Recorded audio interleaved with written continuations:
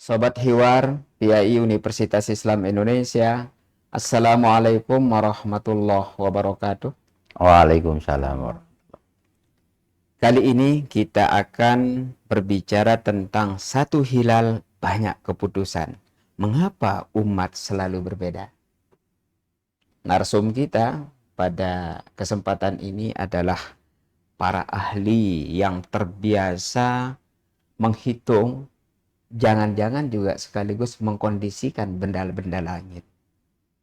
Yang pertama, DRS Haji Mutoha Arkanuddin, ya. Bagaimana kabarnya, Pak? Alhamdulillah. Kita salaman dulu, Ya, Pak. Assalamualaikum Luar biasa. warahmatullahi wabarakatuh. Assalamualaikum warahmatullahi wabarakatuh. Ini Bapak DRS Haji Mutoha Arkanuddin ini identik dengan ru'yah ya, Pak? Ya, Ya, barangkali gitu. iya. Narsum kita yang kedua adalah Dr. Anisah Budiwati, SHI, MSI. Itu ya. Bagaimana kabarnya, Bu Anissa? Alhamdulillah sehat. Alhamdulillah sehat ya. Sesuai dengan tema kita, itu ya. Ada dua istilah yang sering mengemuka ketika memulai puasa dan atau mengakhirinya. Ada istilah hisab, ada istilah ru'iyah. Mungkin masyarakat kita itu tidak terlalu paham dengan dua istilah ini. Saya pertama ke Pak Mutoha Arkanuddin. Apa sih yang disebut dengan ru'yah itu, Pak? Ya, ru'yah atau lengkapnya ru'yatul hilal itu usaha yang dilakukan manusia untuk mengamati bulan sabit. Ini biasanya kalau menjelang terutama Ramadan atau Syawal, Zulhijjah. Ini istilah ini biasanya mengemuka ru'yatul hilal. Nah, ru'yatul hilal ini memang di sebagian besar masyarakat kita masih menjadi metode untuk menentukan kapan jatuhnya awal bulan. Nah, ini yang disebut dengan ru'yatul hilal. Biasanya dilaksanakannya itu maghrib, ya, setelah maghrib. Karena memang yang disebut hilal itu harus muncul setelah maghrib. Kalau sebelum maghrib namanya belum hilal. Dan sudah terjadi ijtima. Itu yang dinamakan hilal. Kalau belum ijtima berarti dia urjunul qadim atau hilal tua, itu istilahnya. Hilal tua. Iya. Yang kita cari yang muda, Pak. Jadi ini kita melakukan ru'yah itu pakai mata telanjang atau pakai peralatan, Pak? Ulama membolehkan menggunakan alat bantu kecuali mata telanjang yang itu dipraktikkan pada zaman Nabi, ya. Karena belum ada peralatan di era teknologi seperti ini, ulama membolehkan penggunaan alat-alat bantu optik yang bisa memperjelas atau memperbesar. Bahkan alat yang bisa mengindra dia atau hilal ini agar kelihatan pada saat mata tidak bisa melihat, itu tetap diperbolehkan.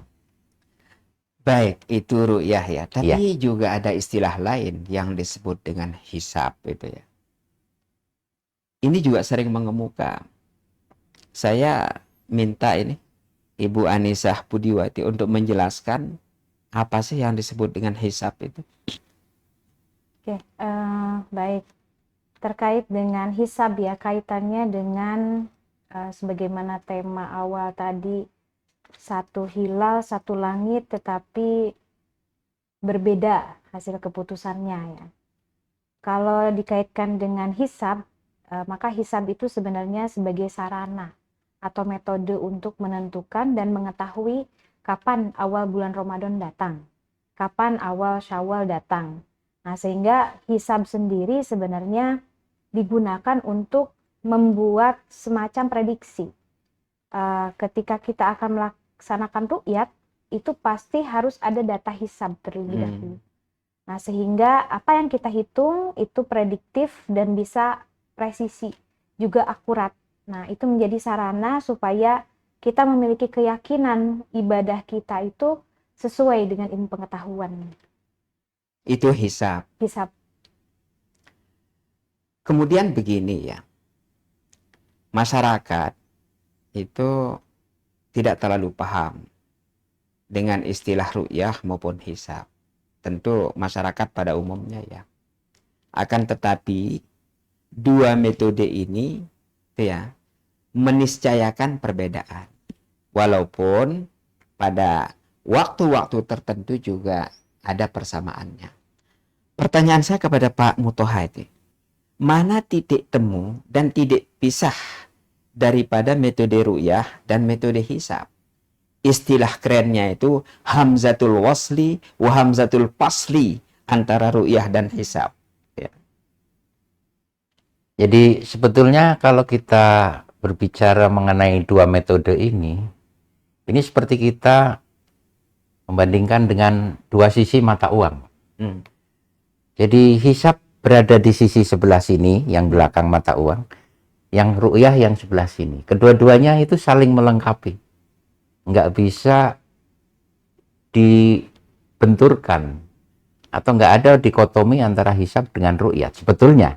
Karena kedua metode ini adalah merupakan sebuah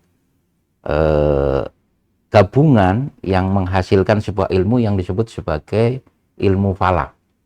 Jadi kalau kita buat alurnya itu ilmu falak ini ada hisab, teoritis, lalu ru'yah, praktek. Nah, antara praktek dan teori ini sebetulnya kan dua metode yang saling melengkapi.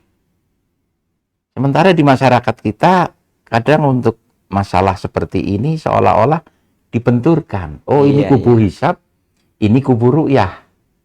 Padahal sejatinya kedua kubu ini mengaplikasikan kedua-duanya.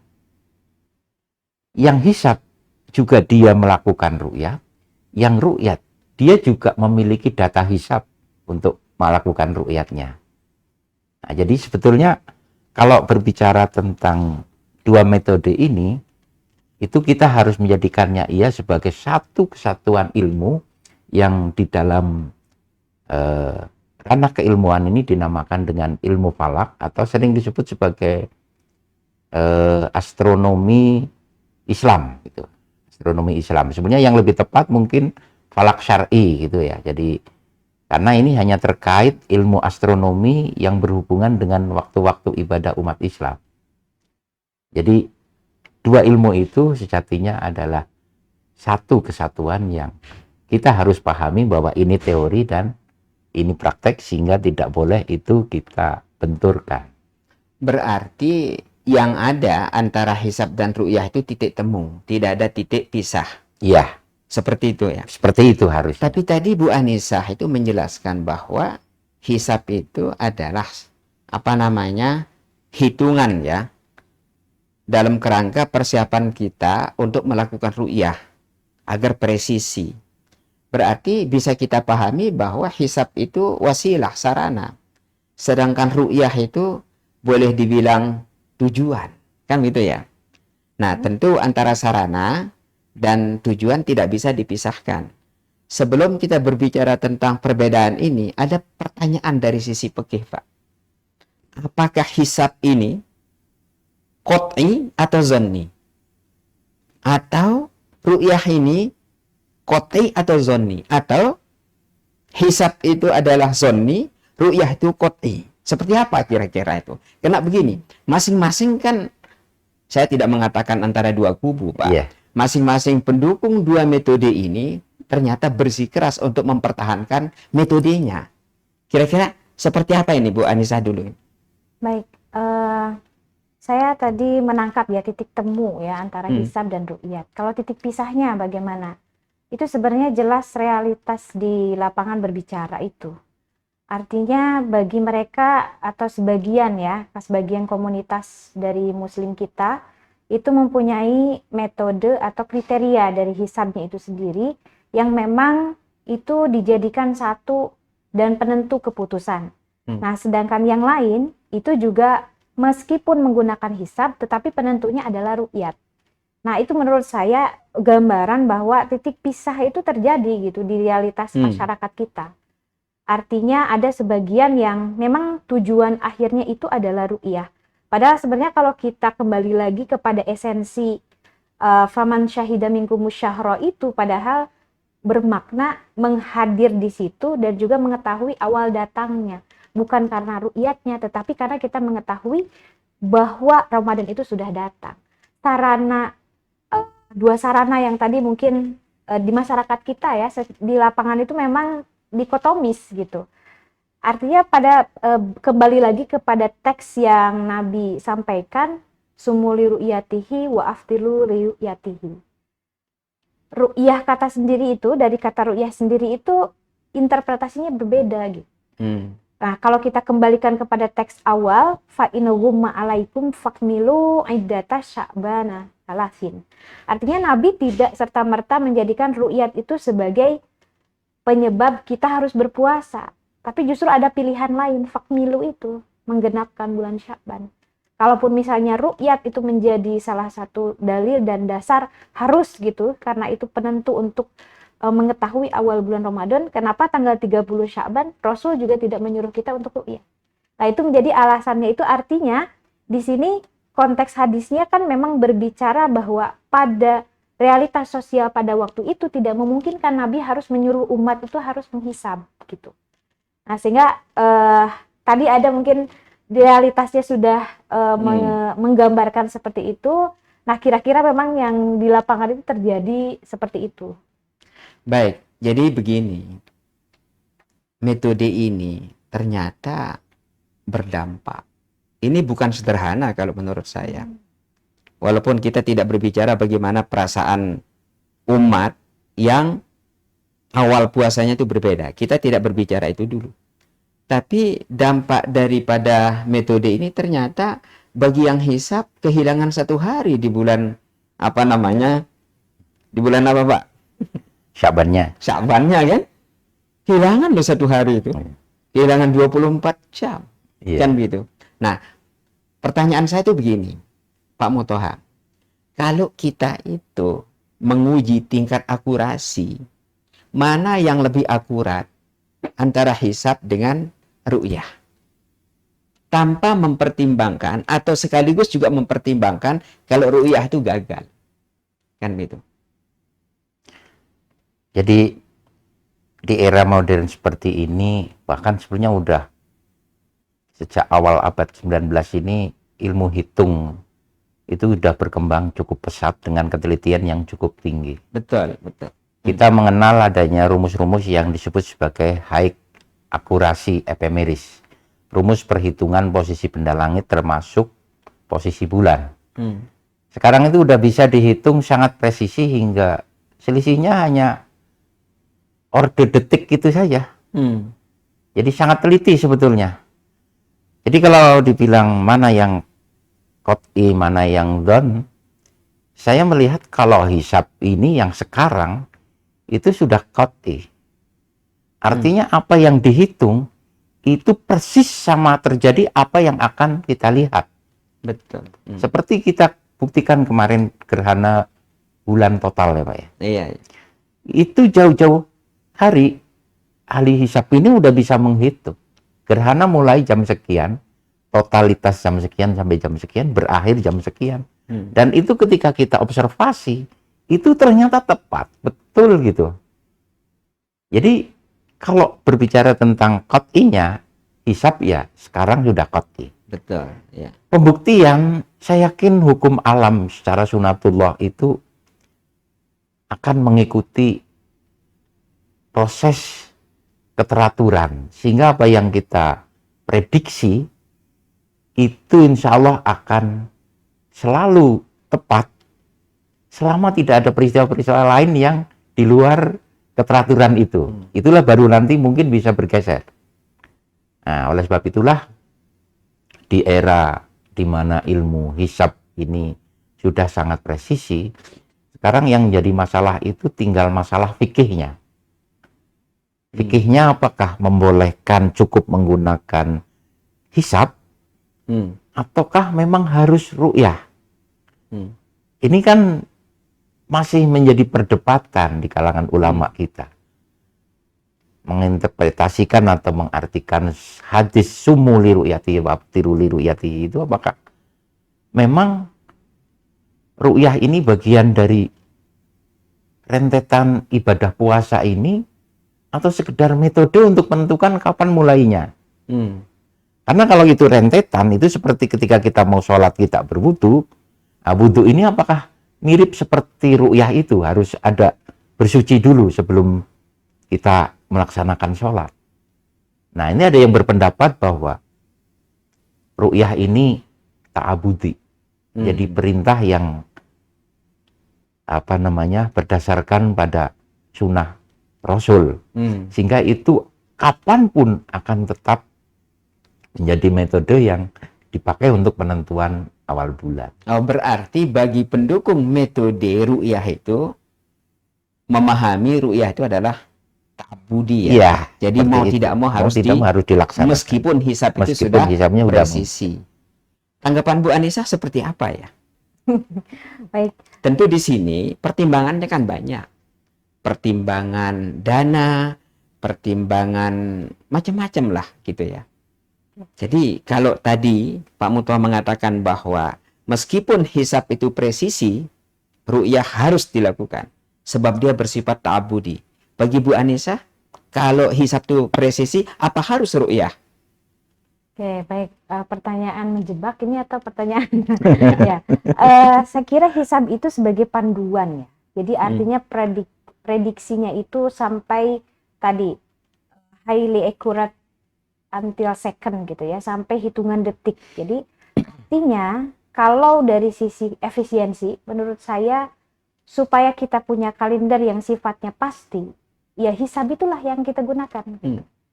Kalau ru'yat itu menjadi salah satu sarana, saya pernah membaca pendapatnya Asyatibi di kitab Al-Muwafaqat ya. Di situ disebutkan ma'usbitu sababun fahuwa sababun abadan layar tafi'u. Jadi ketika sesuatu itu ditetapkan menjadi sebab, maka dia akan menjadi sebab selamanya dan tidak bisa digantikan. Nah, ini sebenarnya yang kategori di mana ru'yat itu ya menjadi salah satu sarana untuk mengetahui datangnya Ramadan atau awalnya Ramadan.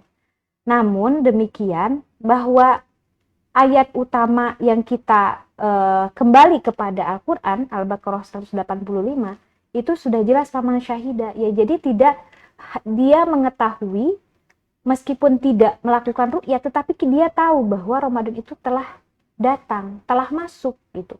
Maka diwajibkanlah dia untuk berpuasa.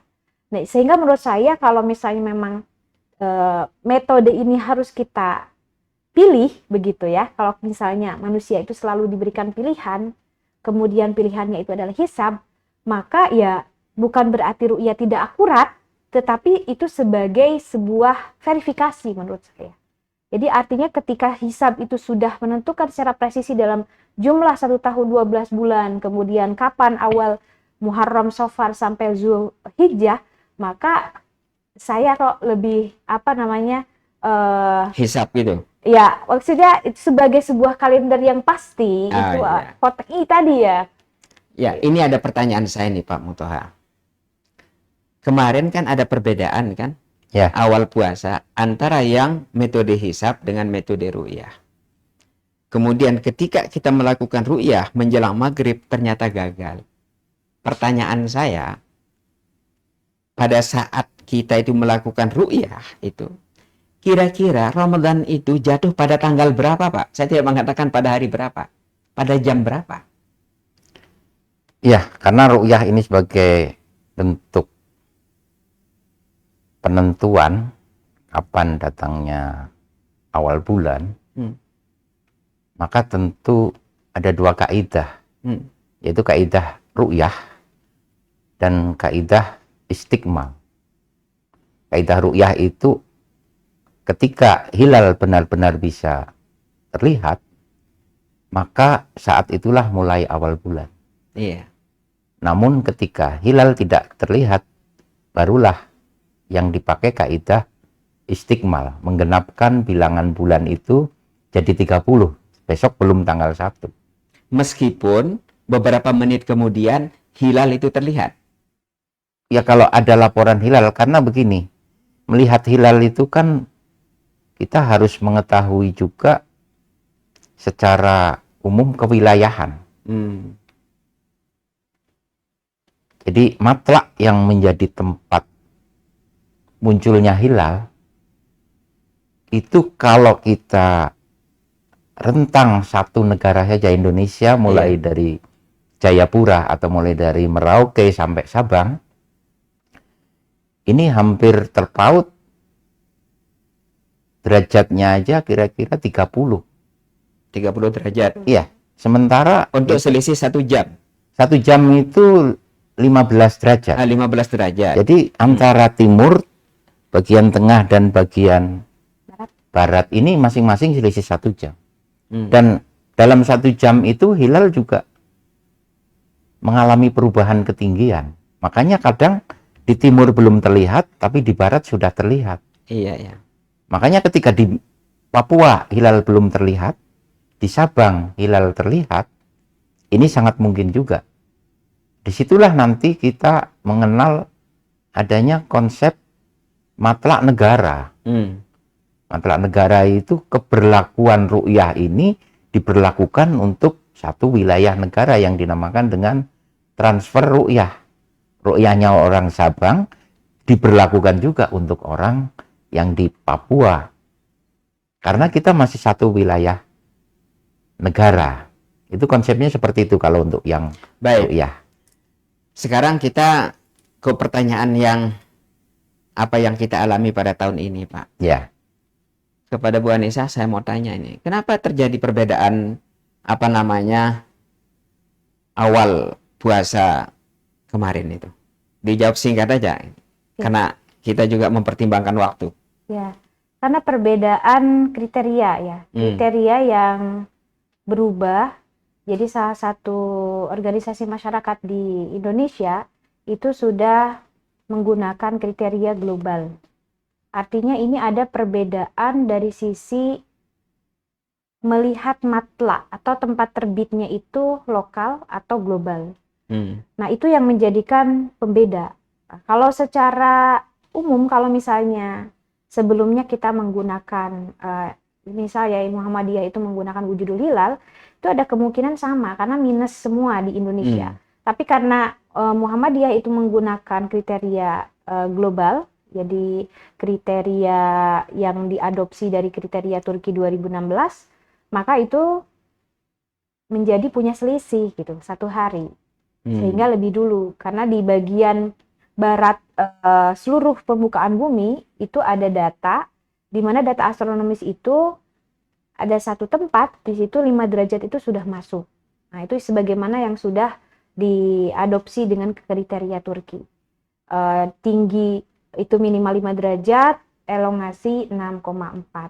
Nah, berbeda dengan pemerintah kita yang menggunakan imkan ru'yat di mana tingginya itu 3 derajat. Seluruh Indonesia pada Ramadan kemarin 1447 itu kondisinya memang minus gitu. Jadi artinya tidak mungkin bagi pemerintah Indonesia itu untuk bisa mengawali Ramadan pada tanggal kemarin 19 Februari, tidak mungkin. Karena tidak berdasarkan hisab itu sudah jelas minus, jadi daerah matlanya negara Indonesia itu semuanya di bawah 0 derajat.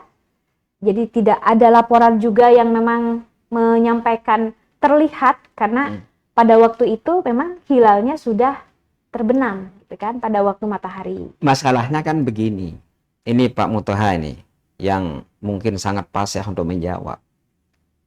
Posisi hilal itu minus, apa argumennya bisa menetapkan awal puasa pada saat itu? Sebetulnya kalau mau ambil perkiraan, sebenarnya sudah bisa dipastikan ya Pak ya, bahwa saat ru'yat itu pasti istiqmal.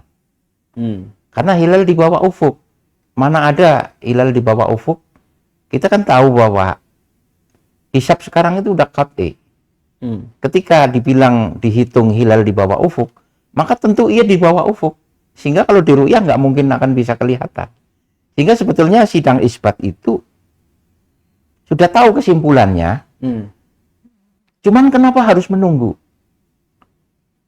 Nah, inilah tugas pemerintah untuk mengakomodasi umat Islam Indonesia yang memiliki banyak ragam metode.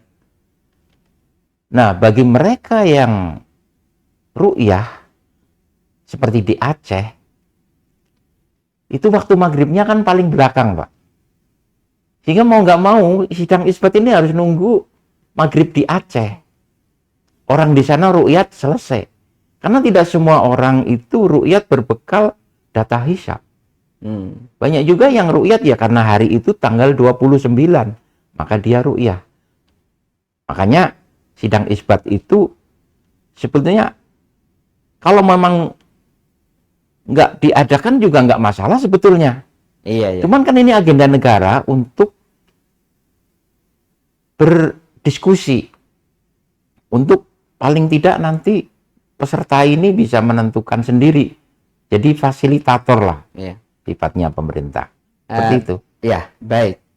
Kalau saya dengar dari sisi jawaban dua narsum kita ini mungkin masih jauh ya untuk menuju kalender yang bersifat global ya bagi umat Pemersatu gitu ya. Pemersatu itu. Tapi sekarang pertanyaan saya juga pertanyaan yang membutuhkan jawaban yang presisi. Bu Anissa itu setuju enggak dengan apa namanya kalender global? Singkat ya? Iya, singkat saja. Setuju atau tidak kan gitu aja. Setuju kalau sarana prasarananya sudah mendukung. Teknologinya, sosiologi edukasinya, literasi masyarakat sudah bagus. Tapi intinya kan setuju. Kalau Pak Murtoha gimana? Ya, saya termasuk yang mendukung adanya kalender pemersatu Hijriah. Iya. Ini karena memang sudah saatnya peradaban umat Islam ini memiliki standar yang baku untuk penanggalan, karena ciri peradaban yang maju itu adalah peradaban yang memiliki kalender pemersatu. Ini. Baik, Pak. Jadi menarik ya. Sebetulnya saya tuh ingin mendiskusikannya lebih dari 3 jam. Iya. Tapi ada beberapa kata kunci. Mengintegrasikan metode hisab dan metode ru'yah nyaris mustahil. Kalau saya simpulkan dari Pak Murtoha. Sebab apa? Hisab itu adalah bagian dari olahraga otak. Meskipun dia itu presisi, dia tidak pernah dijadikan pedoman. Mengapa? Karena ru'yah itu ta'abudi. Mau tidak mau harus dilakukan. Walaupun itu ya butuh biaya yang cukup banyak itu ru'yah itu. Nah, jadi agak sulit. Sehingga mungkin enggak gitu ya. Hisab dan ru'yah ini kita anggap menjadi sebuah sarana. Lalu kemudian tujuannya itu adalah awal dari puasa itu tetapi dilegitimasi oleh pendekatan fikih. Artinya begini, jika suatu daerah dengan daerah lain itu memiliki juz'un minal lail, sudah disatukan saja puasanya tanpa mempertimbangkan ru'yah yang berpotensi gagal. Tetapi dengan metode hisab pun juga harus menyepakati standar-standar itu, termasuk juga mempertimbangkan matlak demi persatuan umat itu. Para pemirsa Hiwar PIAI UI, demikian dialog kita. Jangan lupa untuk menyaksikan hiwar-hiwar pada waktu yang akan datang, tentu dengan tema yang lebih menarik. Terima kasih. Terima kasih Pak Murtoha ya. Luar biasa ini. Bu Anissa.